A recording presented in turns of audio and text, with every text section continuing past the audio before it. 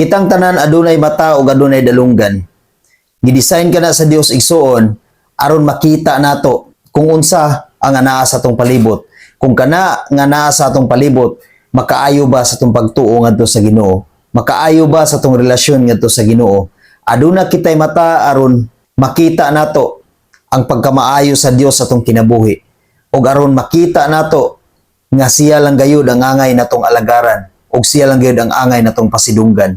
Ug aron makakita kita sa kamatuoran nga wala kitay laing alagaran kundili ang Dios lang gayud igsuon.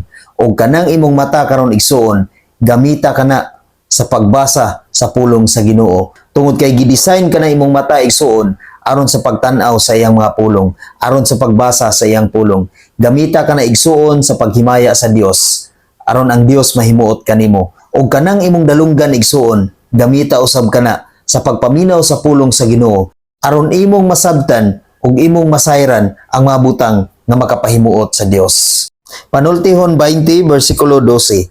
Ang Ginoo naghatag kanatog mata aron itan-aw ug dalunggan aron ipamati.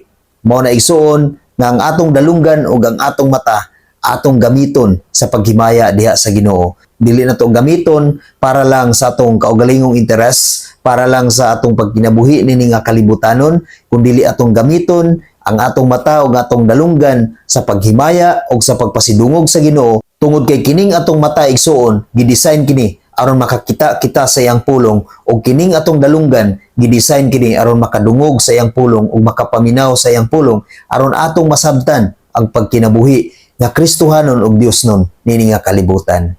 Amen. God bless sa tanan.